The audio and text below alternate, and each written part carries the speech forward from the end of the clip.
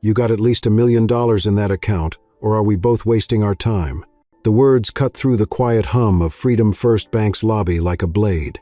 Marcus Gray, 35, paused mid-step, standing just short of the teller's counter. His dark eyes met the gaze of the young woman who'd spoken Jessica, according to her name tag. She didn't even flinch when their eyes locked. She'd said it as naturally as someone might comment on the weather. Marcus didn't smile. He didn't frown either. He simply offered a courteous nod and replied, "I'd still like to check my account activity, please." He looked out of place. His coveralls were old and stained with streaks of oil and dust. His boots had seen better days. If one were to guess, they'd peg him as a mechanic stopping by during a lunch break. Certainly not a man with a high-tier account. Certainly not someone with power. The bank branch, nestled in the upscale district of Dallas, Texas, was made to impress marble counters, sleek brushed metal fixtures, and digital screens looping corporate values. Integrity, inclusion, innovation. Jessica looked at Marcus again, squinting as if trying to match his face to the clientele she'd been trained to greet. Failing to find a match, she turned and muttered something to her coworker. Moments later, she disappeared behind the frosted glass panels of the manager's office. Marcus remained still, hands relaxed by his side, eyes casually scanning the room. A retired couple sat in the waiting area reading pamphlets. A sharply dressed businessman typed away on his phone. No one paid him much attention yet.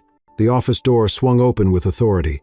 Clara Whitmore stepped out, her heels clacking sharply against the polished floor.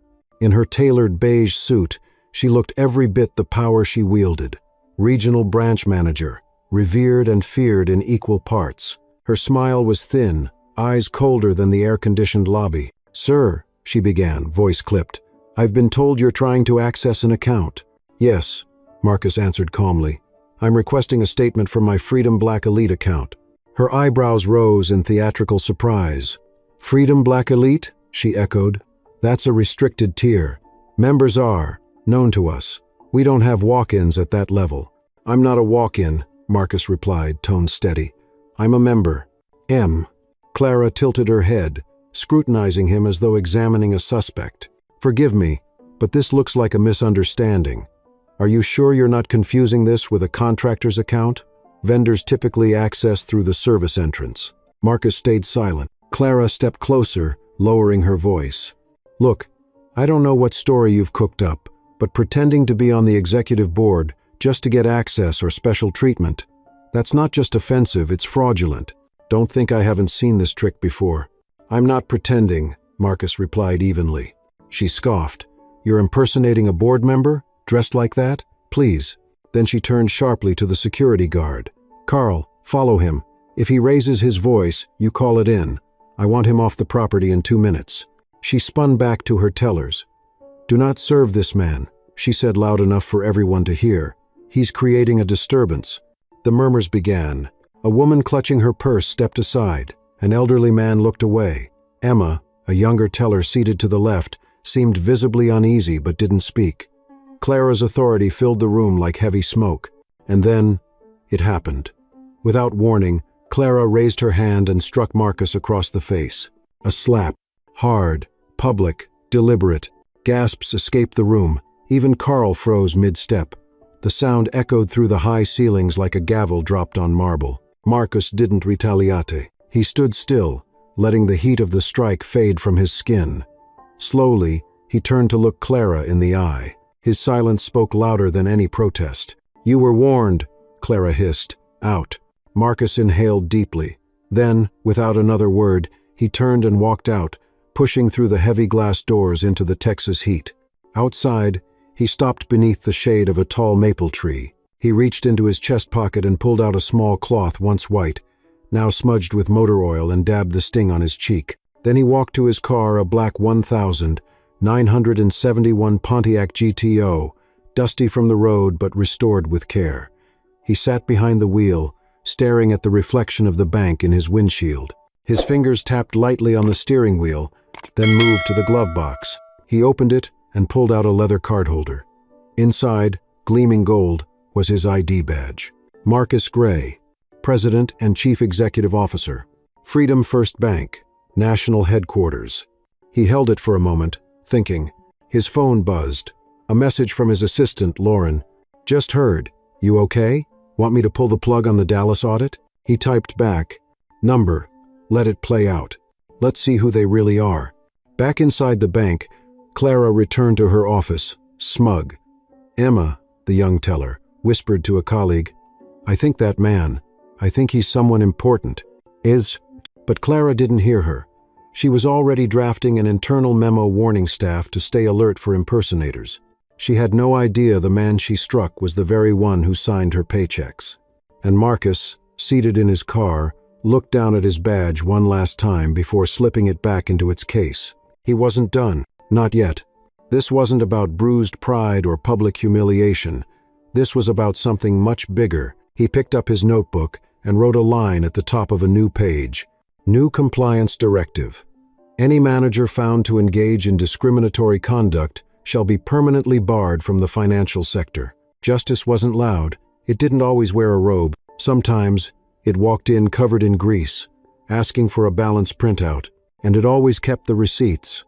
If Marcus's experience stirred something in you, please like this story and share your thoughts in the comments, especially if you've ever felt overlooked or underestimated. The next morning, Clara entered the branch 15 minutes before opening time, as she always did. Her heels echoed confidently across the polished floor, and she gave a curt nod to Carl, the security guard, who had already positioned himself at the main entrance. The lobby smelled of citrus cleaning, polish, and ambition. She liked it that way. Order, cleanliness, control. She passed by the teller counters, greeted Emma with a stiff smile, and made her way into her office, where she immediately began checking emails, looking for updates on the mysterious incident from the day before. None came. She assumed the man, whoever he was, had been too embarrassed to escalate. And if he did, she was confident she could spin the narrative. No cameras had caught the slap. She made sure of that long ago, requesting blind spots in her branch's angles to protect executive privacy. But something felt off. Emma had been quiet. Too quiet. Clara opened her blinds just enough to peer into the lobby. The staff was going about their routines, but there was a tension, subtle but present. A tightness in how people moved, exchanged glances, typed faster than usual. She knew the look. They were whispering. In another part of Dallas, Marcus sat in the high-rise office of Freedom First Bank's national headquarters, a towering building with floor-to-ceiling windows overlooking the city skyline. Gone were the grease-stained coveralls. Today, he wore a charcoal gray suit, crisp white shirt, and a blue silk tie, a subtle nod to the bank's signature branding. But his face still bore a faint mark on the cheek, though he hadn't bothered to conceal it. Beside him stood Lauren, his executive assistant, holding a digital tablet as she briefed him on the morning's schedule. At 10 a.m., the legal team wants to discuss the ramifications of your internal compliance update. At 11, you have the quarterly diversity audit review. And at noon, lunch with the board. Marcus nodded. Move the legal team to the afternoon, and tell diversity I want full reports on all branch-level behavior complaints in the last 2 years. Unfiltered. Lauren hesitated. That'll ruffle feathers. He looked her in the eye. Let them be ruffled. Back at the branch, the day had begun in full swing. Customers flowed in, transactions processed, small talk exchanged over glass counters, but the tension never left. Emma watched Clara more closely than usual. She kept replaying the scene in her head. The man's calm demeanor, Clara's sharp dismissal, and most of all, the slap. It hadn't felt right. Not just professionally, it had felt wrong in a way that made her chest tighten every time she remembered it. When Clara wasn't looking, Emma pulled out her phone and quietly searched Freedom First Bank CEO and gasped. There he was, Marcus Gray. Same jawline, same eyes, even the mark on his cheek. Her heart pounded.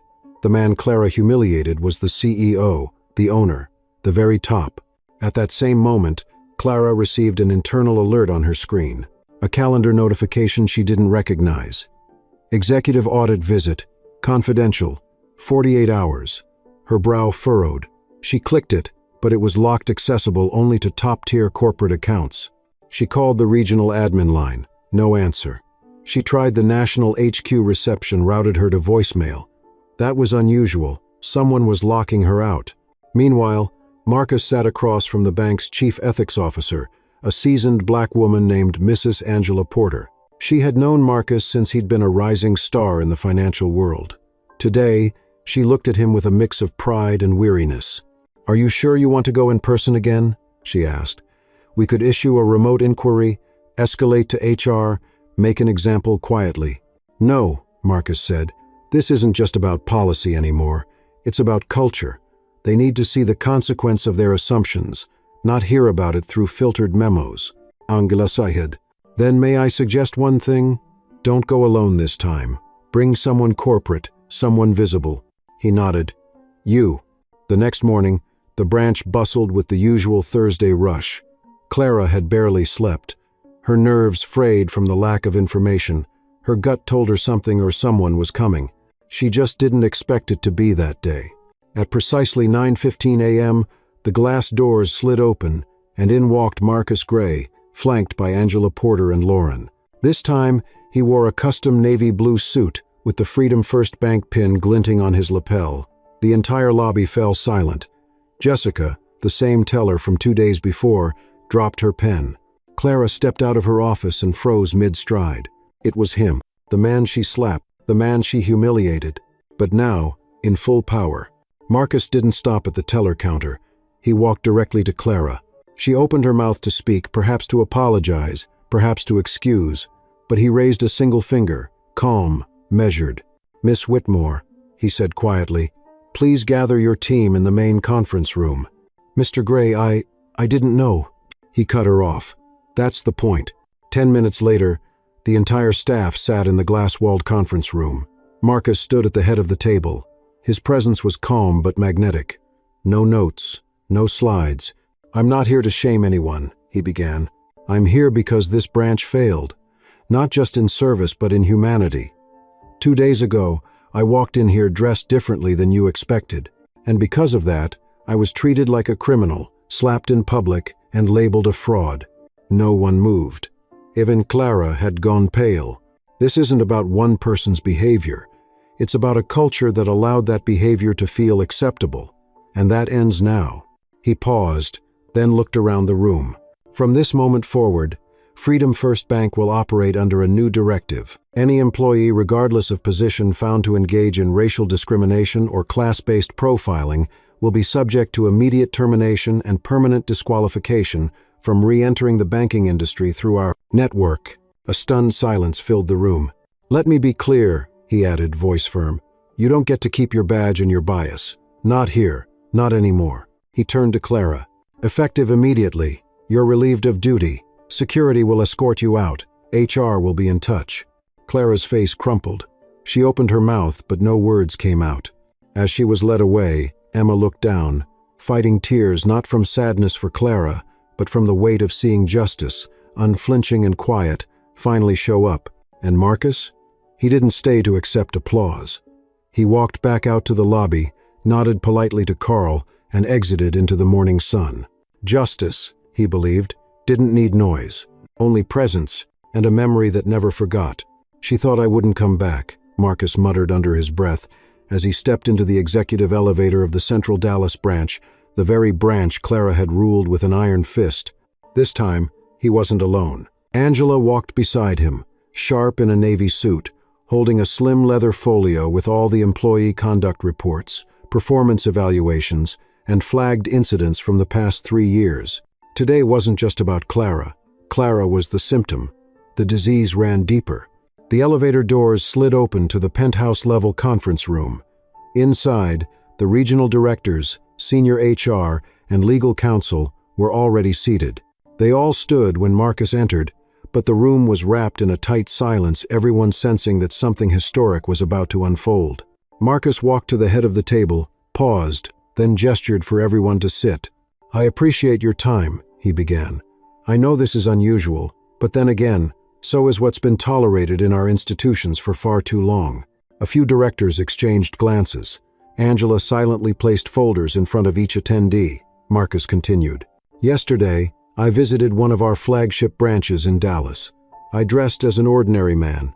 I asked to access my own account. I was ridiculed, judged, humiliated, and physically assaulted." The room held its breath. Marcus leaned forward, voice steady but cutting. "Not because I lacked ID, not because I was rude, but because I didn't look like someone with a 7-figure account." He let that hang in the air. No one spoke. This wasn't a mistake, it was a pattern reinforced by policy, culture, and unchecked authority. Angela tapped her tablet.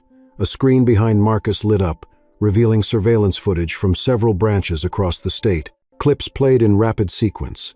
Black customers being ignored at the counter, Latina mothers being told to return with a real account holder, elderly veterans being dismissed as confused.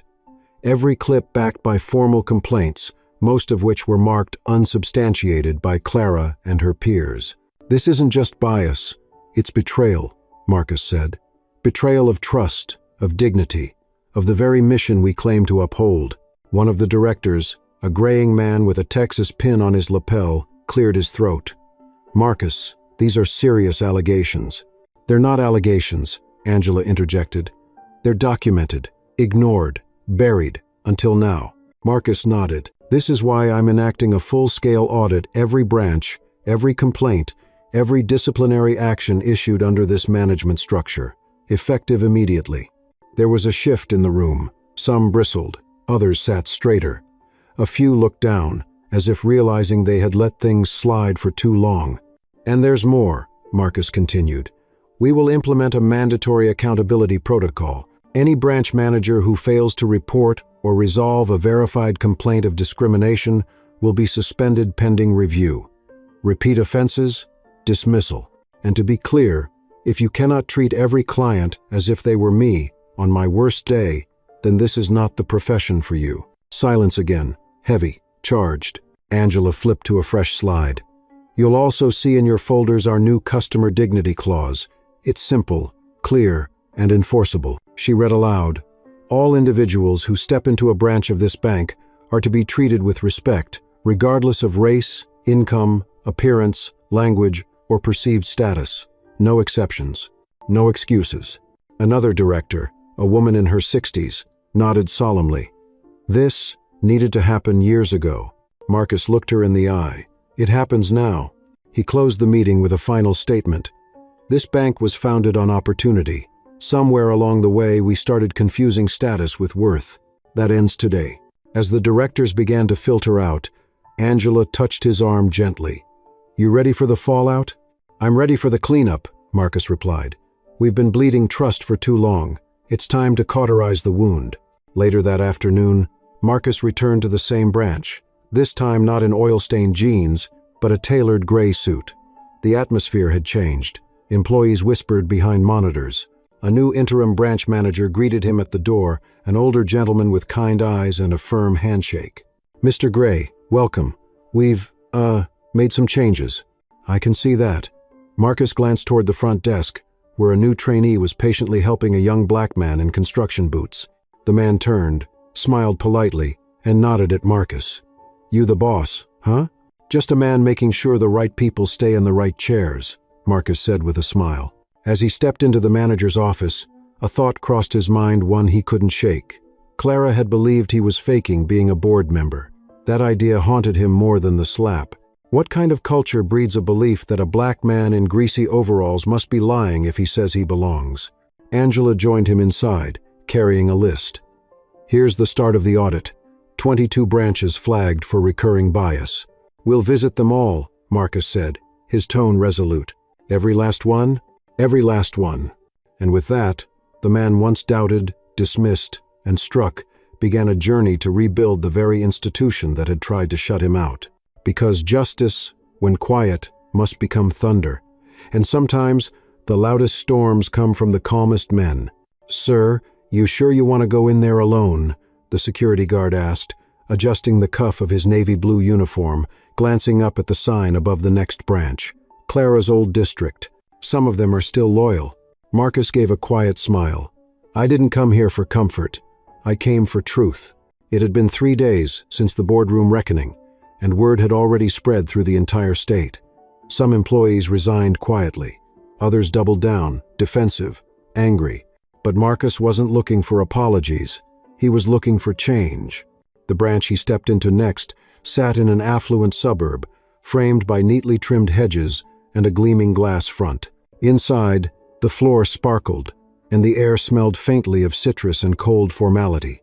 The moment Marcus walked through the doors, a middle-aged white receptionist looked up from her desk and hesitated. Her eyes flicked from his face to his suit, then back again. She plastered on a smile, trained and tight. "Welcome to Arlington First Bank. Do you have an appointment?" "Number, but I'm here to observe." Marcus's tone was even, calm, the kind of calm that warned not to underestimate it.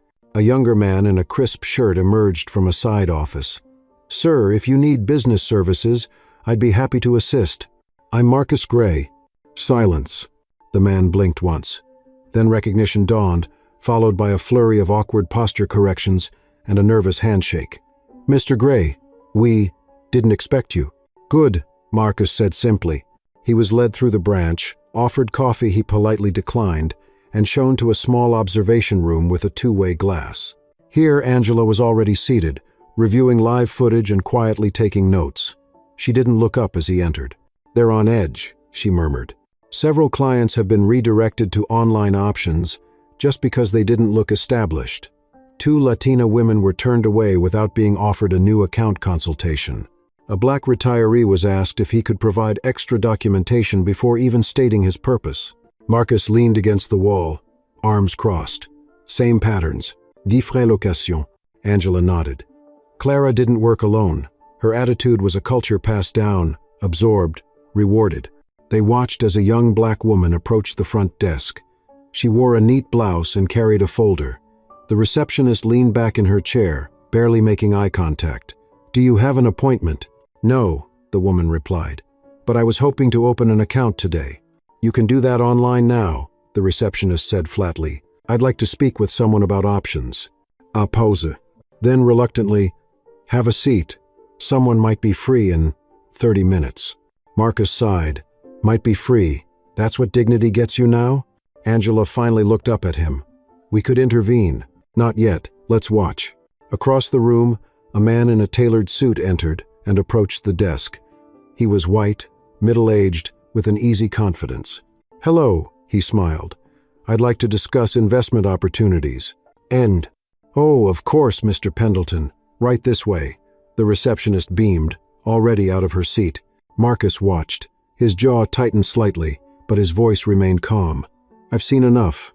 5 minutes later, he stood in front of the receptionist, Angela beside him. The room stiffened. The young black woman was still seated, waiting, fiddling with her phone nervously. Marcus turned to her first. "Ma'am, I'd be honored to open your account personally." Her eyes widened. "I thank you, sir. That's very kind." He smiled gently, then turned to the receptionist. "You may not have known who I was when I walked in, and I won't fault you for that. But I've seen how you treat people when you think no one important is watching, and I assure you everyone is important here." The woman flushed red. "I'm Mr. Gray. I didn't mean—" "I don't need you to explain. I need you to change."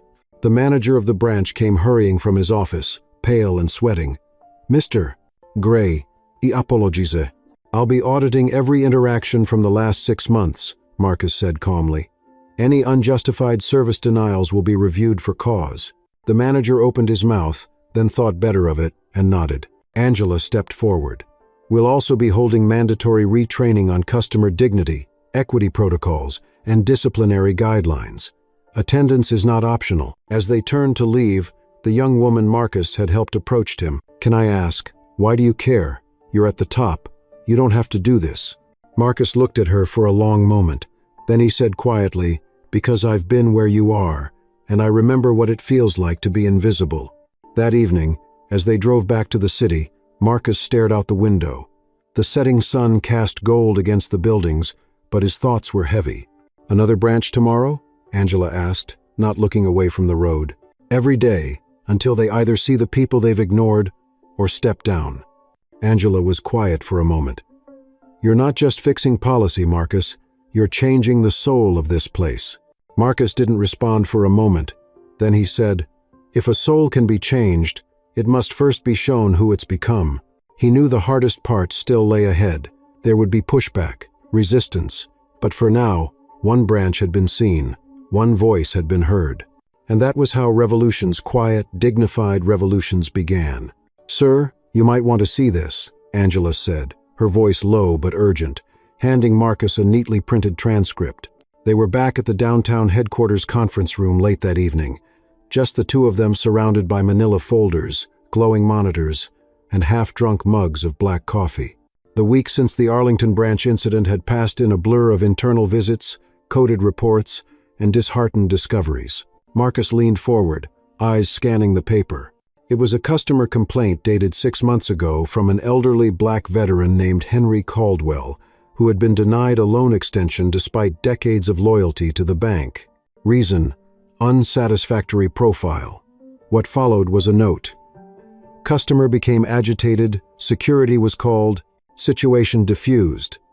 But attached to the complaint was a photo of Henry in his military uniform, age 73, saluting a folded flag.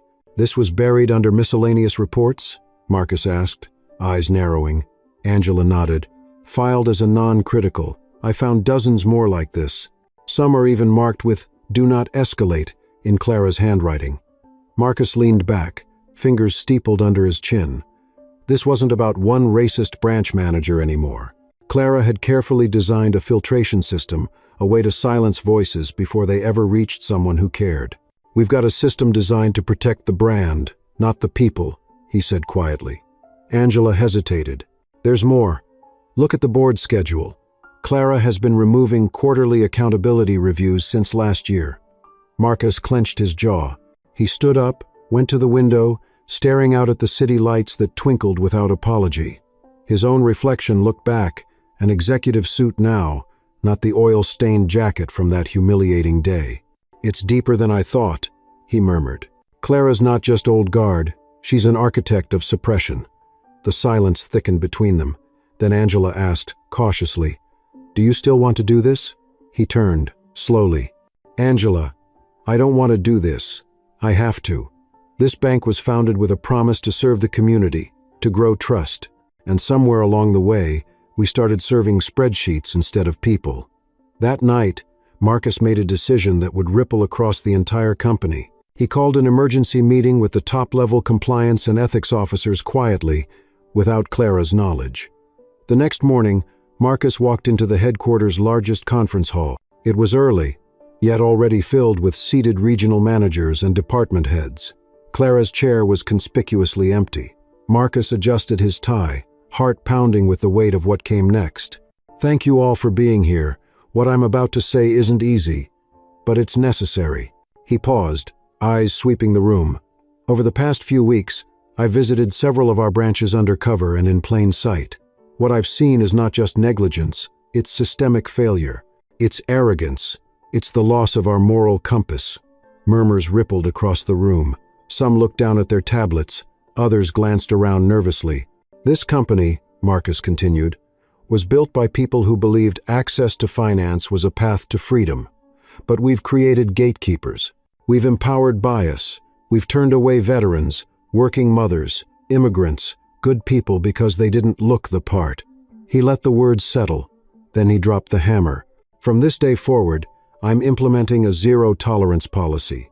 Any act of discriminatory service, coded profiling, or selective suppression of complaints will lead to immediate termination.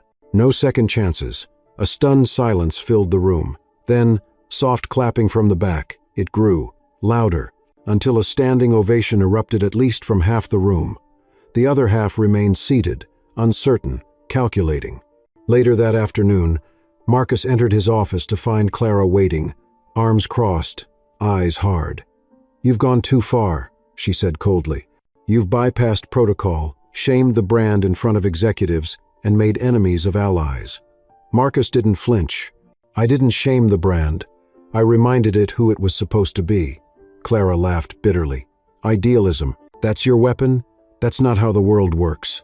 Marcus walked around to his desk. "That's not how you work. And that's the problem." Clara stepped forward, face flushing. "I built this structure. I kept the numbers clean. I held back the tide."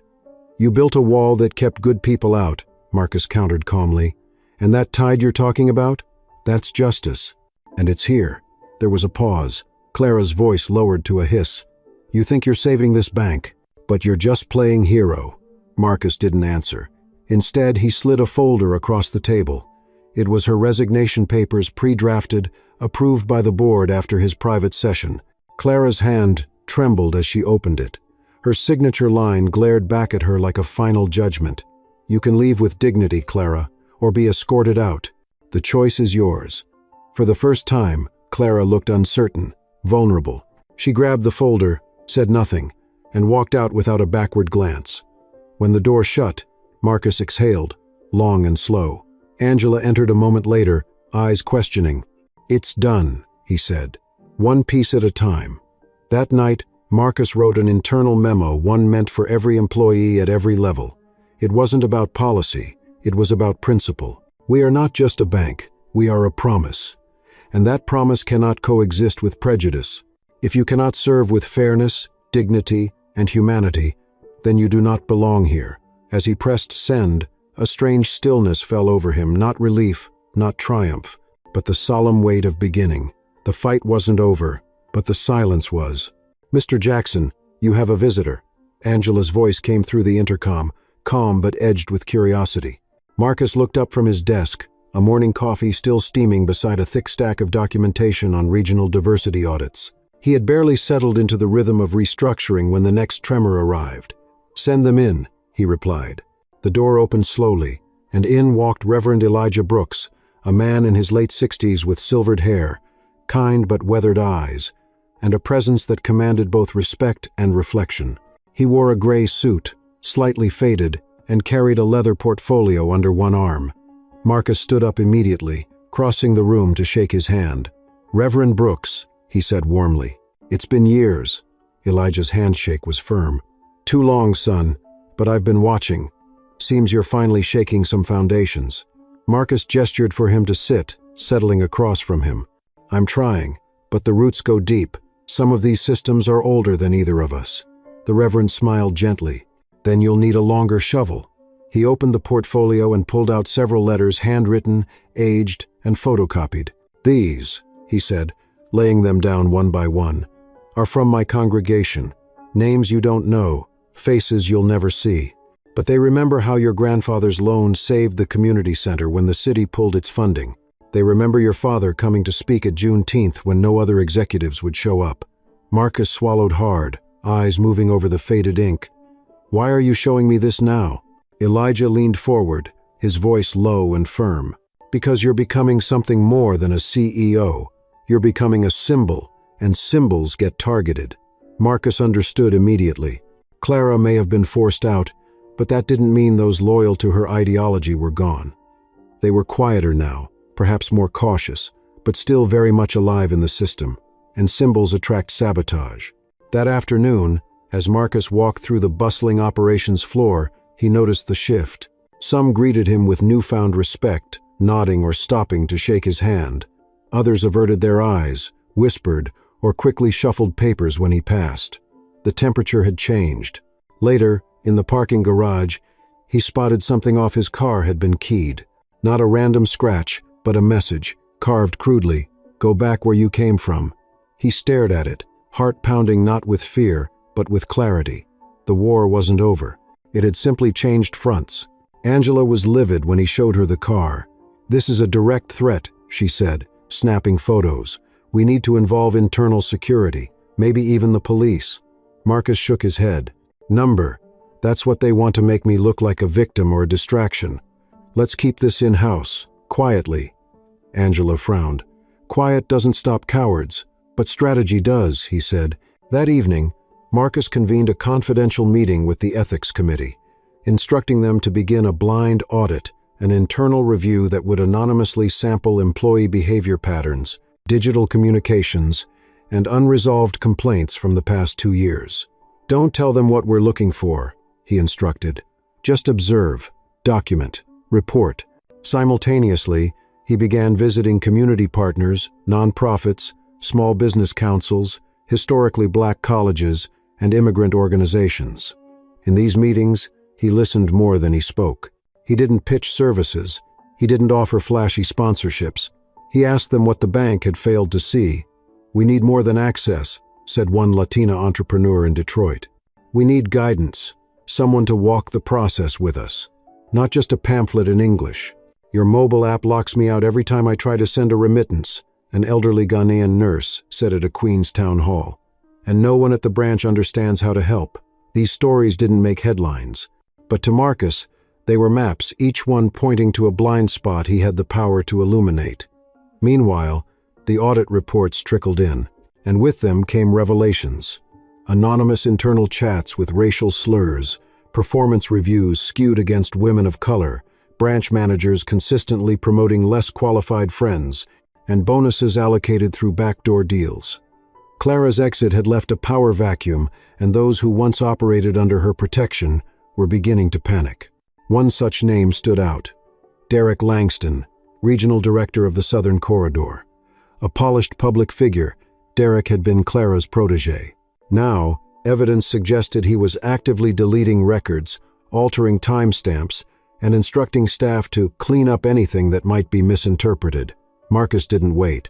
He arranged a surprise visit to the Charlotte branch under Derek's domain. No advance notice, no cameras, just Marcus, Angela, and a single legal advisor. The visit was revealing. Files were missing. Staff avoided eye contact. One assistant, in a moment of nervous honesty, whispered to Angela, "They told us to scrub everything last night. We were up until 2 a.m. When Marcus requested to speak with Derek directly, he was told Derek was on medical leave.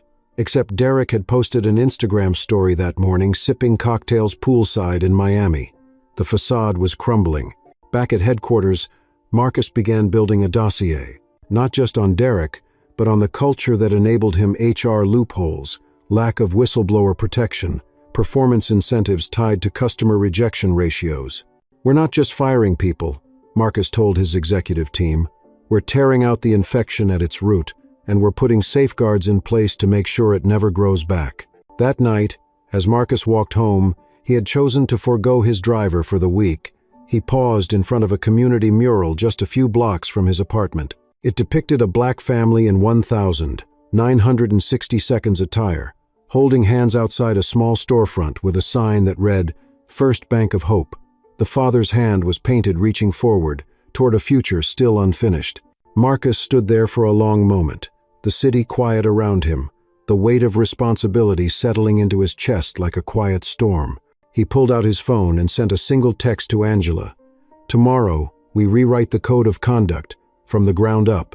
Then he added, "Justice doesn't knock, it builds its own door." Angela stood at the edge of the conference room, her tablet glowing softly in her hands as the executive committee took their seats one by one. There was a palpable tension in the air, not of chaos but anticipation. Marcus entered last, dressed simply in a dark navy suit, his expression unreadable. He placed a slim leather folder on the table and sat at the head of the room. "This isn't a meeting," he began without preamble. "This is a reckoning." A few heads turned sharply. Others straightened in their seats. "Over the last 6 weeks, we've conducted a silent audit," Marcus continued. "We didn't send memos. We didn't announce policy reviews. We simply observed, watched how this institution truly operates when it thinks no one is watching." He clicked a button, and the screen behind him came alive. Anonymized transcripts, financial anomalies, promotion histories, and employee testimonies. "This bank," he said, his voice low and firm, "has not just tolerated discrimination, it's incentivized it, suppressing upward mobility, rewarding rejection rates, and protecting managers who intimidate and silence." A low murmur spread across the table. Martha Chen, head of community partnerships, leaned forward. "And what's our next step?" Marcus didn't hesitate. "We begin with the code of conduct. Today, it will be rewritten to reflect zero tolerance for any form of discrimination, implicit or explicit. Violations will result in termination, regardless of position." Derek Langston's name flickered briefly on the screen. The room grew cold. "The days of secret shields and quiet firings are over," Marcus said. "If you enable injustice, you'll answer for it, publicly." He paused, scanning the faces. "If that makes anyone here uncomfortable, you're welcome to step down now." No one moved. Angela exhaled quietly in the back. The meeting concluded in stunned silence, but within hours, momentum began. Marcus and his team, initiated a full cultural overhaul. Branch by branch, they began holding town halls, not with polished speeches but open mics. Employees shared stories, some painful, some hopeful. At one session in Dallas, a longtime teller confessed through tears that she had trained 6 managers who were promoted over her. In Chicago, a young Muslim analyst revealed that his performance reviews dipped the moment he began praying at work. Marcus didn't flinch. He stayed for every story, took notes, and responded directly. "Accountability starts with listening," he told them. "But it ends with action." Simultaneously, the bank's public-facing messaging began to shift. Commercials were pulled. Campaigns paused. In their place came short documentary-style clips. Employees, customers, and partners sharing their own experiences with the bank, both good and bad. One featured a retired teacher who had been denied a home loan twice in the 80 seconds, but now led a financial literacy program funded by the bank. Another showed a single father finally opening a small business account after years of rejection. These weren't ads, they were acknowledgments. Back at headquarters, Marcus tasked Angela and the legal team with crafting what he called the Integrity Pledge, an optional voluntary contract employees could sign that went beyond HR policy. It was a personal statement of values. Within 3 days, 87% of staff signed it. Those who didn't weren't fired, but they were watched. Meanwhile, resistance was brewing. Whispers of anonymous complaints, leaked memos accusing Marcus of favoritism, and rumors that he was on a personal crusade began to swirl. One late evening, Angela entered his office, holding a printed blog article with a blurry headline, "CEO Agenda, Social Justice or Corporate Suicide." She handed it to Marcus. "This is the 4th one today," she said. "Do you want us to respond?" Marcus glanced at it, then folded it carefully. "No," he said. "They're watching for outrage. Let them watch the work instead." But beneath his calm exterior, the weight was mounting.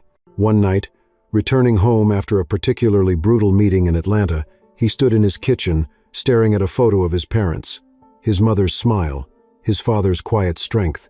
He remembered the night his father was denied service at a bank just miles from their home.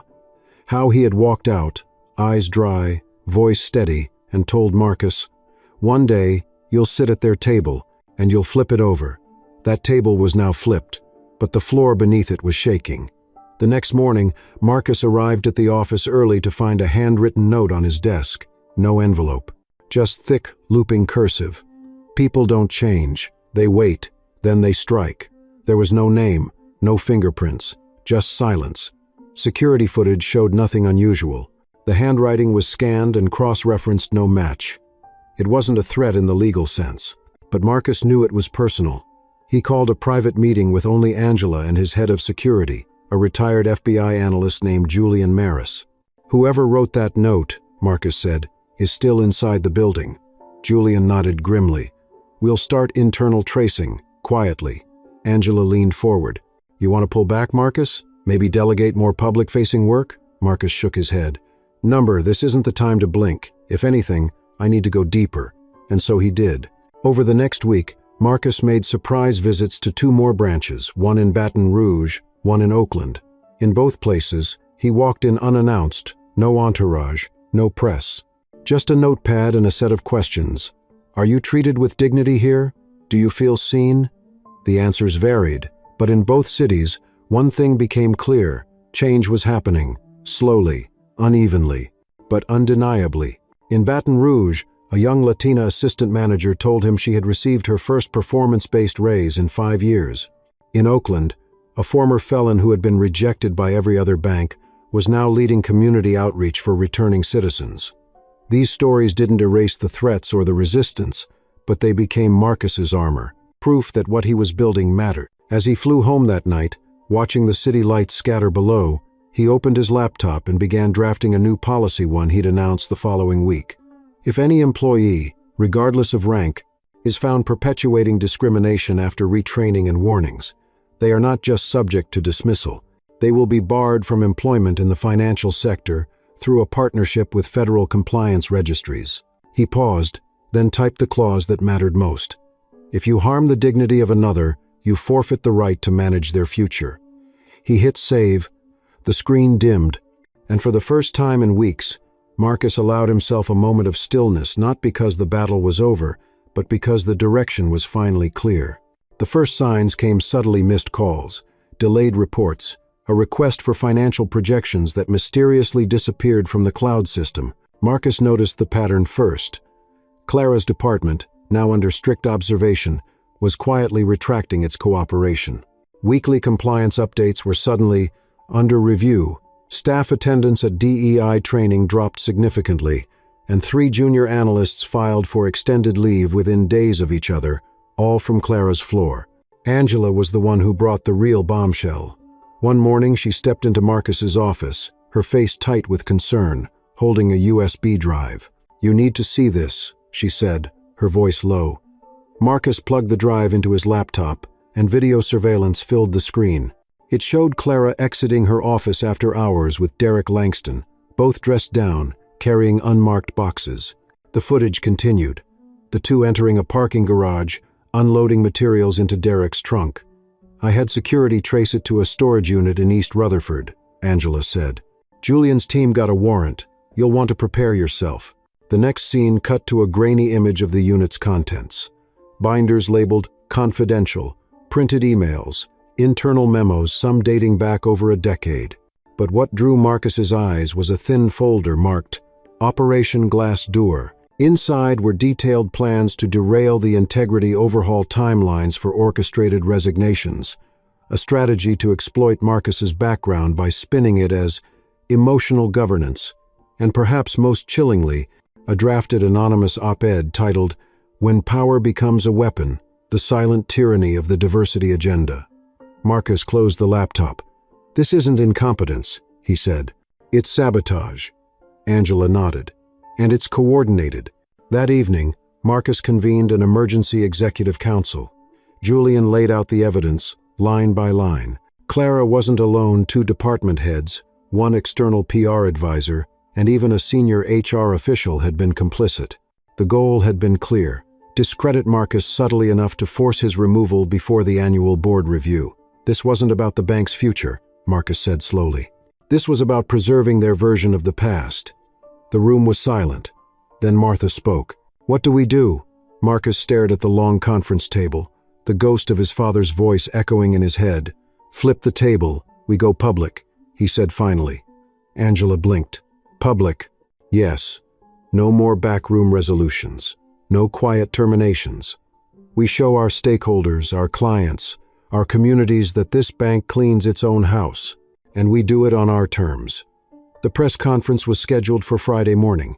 It would be broadcast nationally and streamed online. As the day approached, tensions mounted. Clara was suspended pending investigation. Derek resigned the day before the announcement. Rumors swirled. Shareholders grew jittery, but Marcus remained calm. The morning of the conference, he stood backstage in a crisp charcoal suit, the words of his speech fresh in his mind but anchored in something deeper: truth. As the cameras rolled, he stepped up to the podium. "Good morning," he began. "What I share with you today will be uncomfortable, but silence is not safety, and shadows do not protect integrity." He laid it all bare: the sabotage, the systemic resistance, the fear-mongering. "I was hired to restore trust, and trust," he said, locking eyes with the camera, "requires sunlight." He didn't name every individual involved. He didn't have to. Their actions spoke louder than names. Instead, he focused on the solution: a new third-party ethics committee, complete transparency on internal investigations, and an open forum every quarter for employees to speak directly to the board.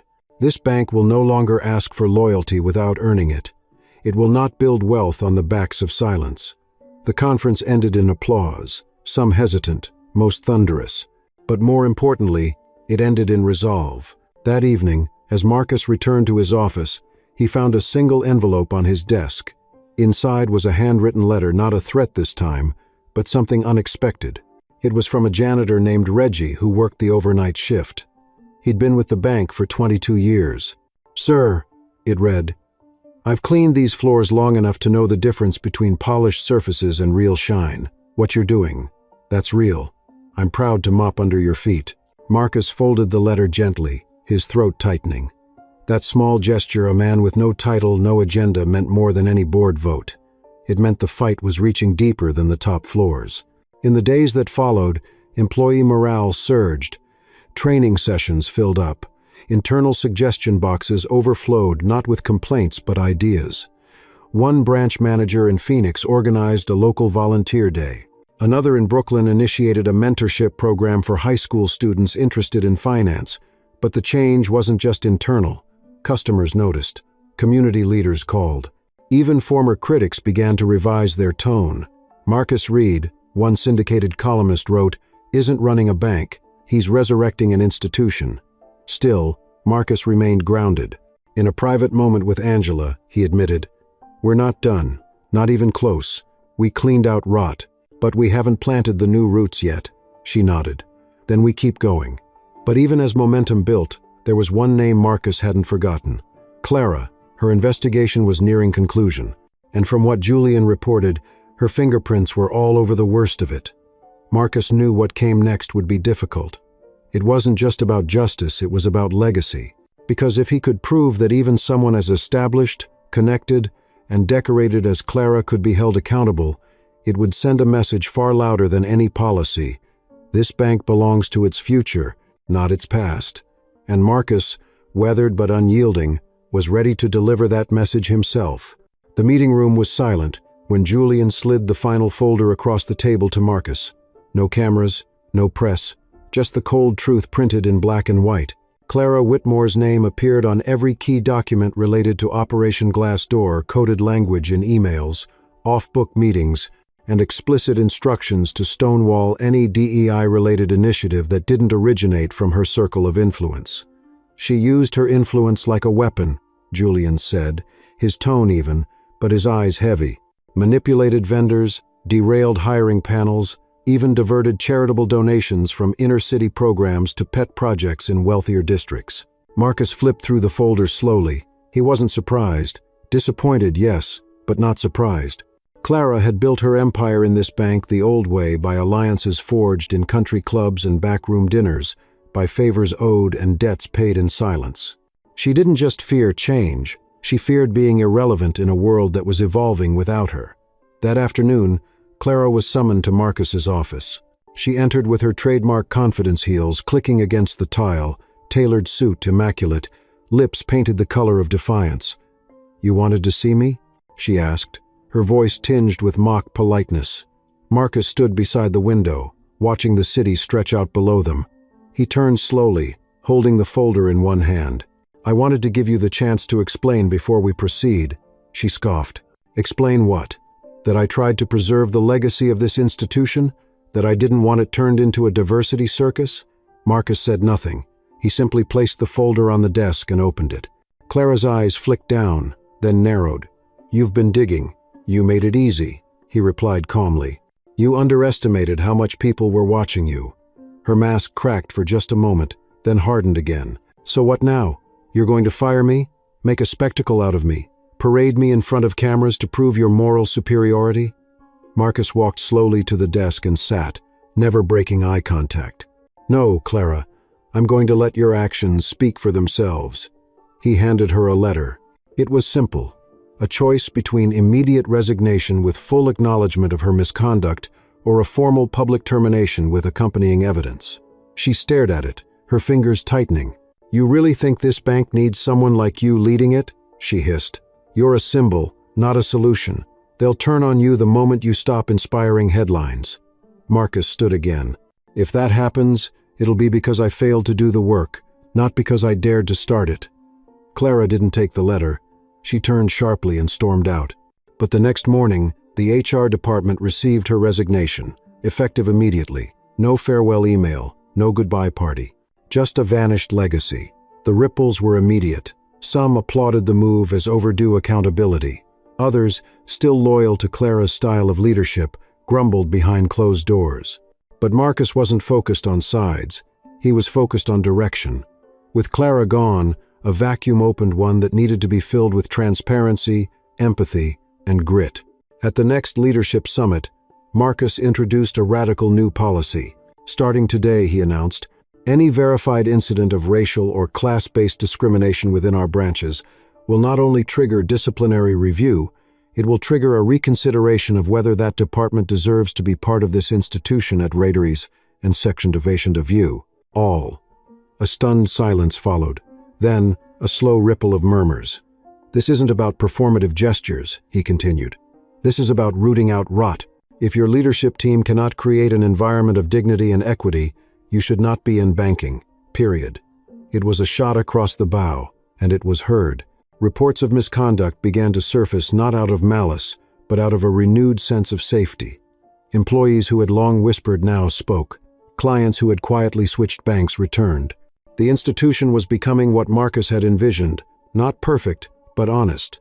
Meanwhile, the community impact began to deepen. A new partnership was announced with local, historically black colleges to create internship pipelines. A scholarship fund was launched, named after Marcus's late mother, Ruth Reed, a janitor, a single mother, a woman who taught him the value of standing when it would have been easier to kneel. During the scholarship's announcement, Marcus shared a personal story.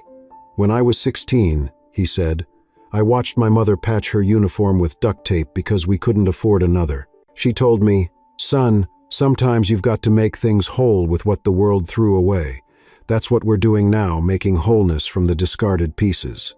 The crowd stood in ovation, but back in the boardroom, Julian approached Marcus with new concerns. "We've received inquiries from investigative journalists. They've caught wind of the internal memos. If they dig deeper, they may discover how high Clara's alliances went." Marcus nodded. "Let them dig. We've already shined the light. Truth doesn't flinch from sunlight." That night, Marcus sat alone in his office, the city glittering outside. On his desk sat two photos, one of his mother in her janitor uniform, the other of the bank's original founders, all white men in crisp suits. He placed a third photo beside them, the new staff picture, filled with faces of every shade, gender, and background. He whispered to himself, "This is what legacy should look like." Late one rainy afternoon, as clouds pressed low over the skyline and streaks of lightning forked across the horizon, Marcus sat at his desk, reviewing quarterly reports. The numbers were solid growth in community lending, record high retention of minority staff, and rising customer satisfaction. Yet his mind wasn't at ease. Clara's resignation had created a domino effect. Several mid-level managers affiliated with her legacy circle had also stepped down or been quietly reassigned.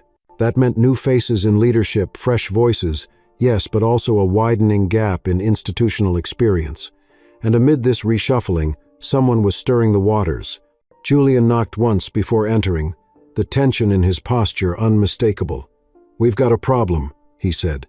"Someone leaked our internal DEI review documents to the press, specifically the ones that mentioned Clara and the retaliatory hiring practices." Marcus leaned back in his chair. "Which outlet?" "The Tribune," Julian replied. "But that's not all. They also got hold of a recording." Marcus's gaze narrowed. "What kind of recording?" Julian placed a tablet in front of him and pressed play. Clara's voice, clear and icy, filled the room. "He thinks just because he wears a suit, people will forget where he came from. He's pretending to be one of us. But don't be fooled, he's just a janitor in disguise. And I won't let this bank be run by affirmative action." The venom in her words struck like a slap. It wasn't just offensive, it was strategic. That recording hadn't been made in a moment of rage. It had been planted, waiting for a spark. "When was this recorded?" Marcus asked. 2 weeks before her resignation," Julian said. "In a private call with one of the regional VPs, Mark Hensley. He's denied sharing it, but it's clear this was a move to sabotage your momentum." Marcus closed his eyes briefly. Not out of weakness, but to contain the fire rising in him. The battle wasn't over. Clara might have left the building, but her influence still lingered in whispers and shadows. The story broke the next morning. The Tribune ran the headline, "Was it merit or momentum?" Leaked audio reveals former execs' doubts about Reed's rise. Though the article condemned Clara's racism, it seeded doubt. On talk radio, callers debated, was Marcus promoted too fast? Was he dismantling tradition too quickly? Was this justice or vengeance? The board convened an emergency meeting. Some members wanted a press conference, others recommended silence and internal review. Marcus listened, expression unreadable. Then, when the room had quieted, he stood. "This leak isn't a threat, it's a gift," he said, "because it forces the conversation we've avoided for too long. Not about me, about what kind of institution we want to be." He insisted on addressing the staff directly. No PR spin, no carefully crafted press releases, just him, speaking truth. In the bank's atrium, with hundreds watching in person and thousands more via live stream, Marcus stepped to the podium. "I know some of you are wondering whether I belong here," he began, "whether I earned this or inherited it from a wave of social pressure. So let me be clear. I did not claw my way through systemic roadblocks, economic scarcity, and racial doubt to pretend I belong. I am here because this bank, this country, is strongest when leadership reflects the people it serves." He paused, scanning the faces. Some nodded, others remained uncertain. "Clara's words," he continued, "were not just about me. They were about every janitor's son who dares to dream, every immigrant's daughter who studies by candlelight, every outsider who walks into rooms they were never invited to and stays." The applause was not immediate, but when it came, it built like thunder wave after wave until even the skeptics stood. Afterward, Marcus returned to his office to find an envelope slipped under his door. Inside was a handwritten note. "You made me believe again. Walter." Walter Green, the bank's oldest employee, had been Clara's loyal operations manager for 30 years. He'd retired quietly after her departure, but the note meant more than any article. It meant the tide was turning.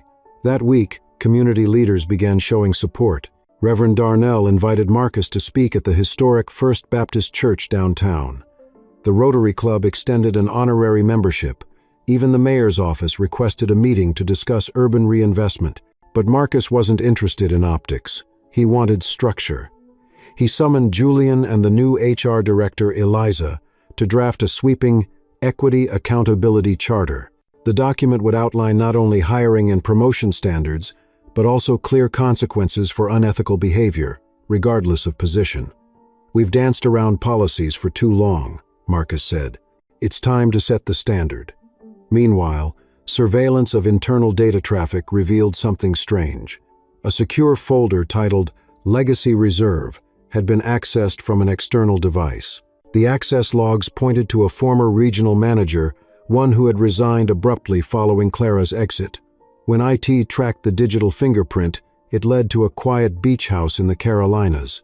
Julian frowned. "Should we alert legal?" Marcus shook his head. "Not yet. Let's see what they were after." What they found was a trove, emails, financial records, and private correspondence between Clara and a group of executives across multiple banks, an unspoken alliance. A pact to slow the progress of diversity reform by manipulating numbers, underfunding DEI departments, and exchanging recommendations to blacklist whistleblowers. The implications were staggering. This wasn't just a personnel problem, it was a conspiracy, one that stretched beyond their bank's walls. Marcus stared at the evidence, a slow fire building in his chest. "We don't just have a cleanup to finish," he said quietly. "We have a war to fight." Julian met his eyes. "And this time, we bring light to every corner." As lightning lit up the city beyond the window, Marcus knew the storm had only just begun, but for the first time, the ground beneath him felt solid. This was not about his past. This was about the future and who had the courage to shape it. 3 weeks after the exposure of the Legacy Reserve documents, Marcus sat before a Senate subcommittee hearing on corporate accountability. The room was heavy with anticipation, cameras blinking like silent watchers, reporters scribbling in notepads as his nameplate gleamed under the sterile light. Marcus D. Reed, CEO, Dominion Federal Bank. This wasn't just another news cycle story anymore. The documents had ignited a wildfire national outrage, formal investigations, and public outcry demanding reform not just within Dominion, but across an entire industry. When the chairwoman cleared her throat and leaned forward, Marcus didn't flinch. "Mr. Reed, these emails suggest a multi-bank conspiracy designed to hinder diversity and suppress whistleblowers. Do you believe this represents a systemic issue?" "Yes, Senator," Marcus replied, his voice measured but firm. "And I believe we're just seeing the tip of it." Gasps rippled through the chamber. But Marcus didn't pause. This wasn't negligence, it was architecture. Deliberate, designed to maintain control, preserve exclusivity, and insulate power from accountability. The panel shifted uneasily. A few senators exchanged glances, clearly unsure how far Marcus was willing to go, but he didn't stop. The question now isn't whether this existed, it's whether we have the courage to dismantle it. That night, his testimony led every major headline. Opinion columns hailed him as a disruptor, while critics accused him of attacking free enterprise. Yet for the public, especially the older generation watching from their living rooms, his words echoed something deeper, something overdue. At Dominion, the fallout was swift. Several high-ranking officials from other institutions resigned within days. The Justice Department opened a formal investigation into antitrust violations and ethical misconduct. And for Marcus, the battle lines became clearer. In the boardroom, however, unrest simmered. Not everyone supported the firestorm he'd unleashed. Peter Langford, a legacy board member and longtime Clara ally, approached him after a heated strategy session. "You're making powerful enemies, Marcus," he warned, his voice low. "This crusade of yours might cost us federal contracts, partner banks, investor confidence. If those partners require silence, they're not worth our trust," Marcus replied. "And if the cost of integrity is comfort, then I'll pay it gladly." Peter stared at him for a long moment before walking away. That evening, Marcus visited the downtown branch, the very place where Clara had humiliated him months before. But this time, he didn't walk in as a secret shopper or a test. He walked in as himself. A crowd had gathered. Employees, customers, even retirees who remembered him from his early banking days. A security guard stepped forward, his expression nervous. "Mr. Reed, we weren't expecting you." "That's the point," Marcus smiled. "Accountability doesn't come by appointment." He made his way to the same counter where the infamous scene had unfolded. A new teller stood behind the glass, a young Latina woman named Rosa, her hands trembling slightly. "Good afternoon, sir. How may I assist you today?" Marcus leaned forward slightly and said, "By continuing to treat every customer with the same dignity you just offered me." Her eyes welled up, but she nodded. In the break room, Angela met him with a hug. "You're changing things," she whispered, "even if it's slow." "Slow is fine," Marcus replied, "as long as it's real." Meanwhile, Julian had been working behind the scenes with federal investigators, cross-referencing data from the legacy reserve with historical patterns of loan denials, hiring discrepancies, and customer complaint suppression. What they found was damning decades of orchestrated disadvantage masked beneath polished marketing. Marcus gathered his executive team and laid it bare. "We're not just going to distance ourselves from this," he said. "We're going to lead the charge against it." The room was tense. His new CFO, Elaine, a sharp black woman from Detroit with a background in nonprofit financial reform, spoke first. "Then let's make the data public. Not the legal stuff, the lived experience, the numbers they can't ignore." And so they launched Project Ruth, named for Marcus's mother. A full transparency initiative, anonymized employee testimonies, pay disparity reports, community impact metrics, no corporate gloss, just truth. The launch event drew thousands online. Retirees wrote in. Grandparents told stories of denied loans. Middle-aged bank managers sent anonymous thank you notes. "You're speaking for all of us who thought no one ever would," one letter read. Marcus held that letter for a long time before placing it in his desk drawer. But not everyone welcomed the shift. At a private banking roundtable in Chicago, a group of CEOs confronted him directly. "You've opened Pandora's box," one said. "You've set a precedent that none of us can meet without burning down what we've built." Marcus responded simply, "Then maybe what we built was wrong." By now, Marcus had become more than a CEO. He was a symbol, and with that came danger. Death threats started appearing, emails, phone calls. Julian insisted on added security, but Marcus refused to be intimidated. "They want me afraid," he said. "I'll give them disappointment." As Chapter 11 came to a close, Marcus stood once more in his office, overlooking a city that felt just a little more awake than when he'd first stepped into power. The final piece of the puzzle was in motion, an all-staff forum scheduled for next week, where he would unveil the charter and open the floor to any question, any story, any truth, because that was the promise he made. And Marcus D. Reed never broke promises. The morning of the staff forum dawned crisp and bright, as if the city itself were holding its breath. Inside Dominion Federal's grand conference hall, the atmosphere felt electric. Over 400 employees filled the seats, tellers, managers, security guards, custodians, analysts, old-timers, interns, all gathered for one reason. A dozen flat screens lined the walls to broadcast the event to satellite offices across the country. Marcus stood backstage in a tailored navy suit, no tie. Just like he'd worn the day Clara slapped him, only now, he wore it with purpose. Beside him, Julian adjusted his headset and whispered, "We're live in 20 seconds. You ready?" Marcus nodded once. He didn't need cue cards or a teleprompter. This was his house now. He stepped onto the stage, and the room hushed. No applause, no introductions, just silence, waiting. "A few months ago," Marcus began, "I walked into one of our branches in work clothes and was asked if I had $1 million before I could be helped. I didn't get mad. I didn't shout. I walked out, but I never walked away." A few people exchanged glances. Some already knew the story. Others were just now realizing. "What happened that day," he continued, "wasn't unique. It was visible. That's the only difference. Many of you, maybe most, have faced quieter versions of that slap. You've been overlooked, underestimated, spoken over, or told to wait your turn." He scanned the crowd. They were listening. Today, that changes. A large screen behind him lit up, revealing the words, "Dominion Equity Charter."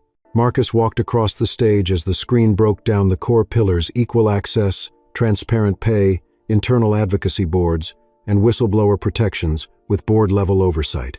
"We are not waiting for regulators to tell us how to be fair," Marcus said. "We're telling them what fair should look like, and we're leading by example." A few hands went up. Marcus gestured to the microphone in the aisle. An older man stood tall, thin, dark-skinned, wearing a Dominion pin from the 1982nd. "Name's Jerome," he said. "Been with this company 34 years. Started as night janitor, worked my way up to logistics supervisor. This, what you're doing, it would have meant the world to a younger me. And I guess my question is, why now? Why not 10 years ago?" The room stilled. Marcus didn't rush his answer. "Because 10 years ago, I didn't have this seat," he said. "And those who did didn't listen the way I'm listening now.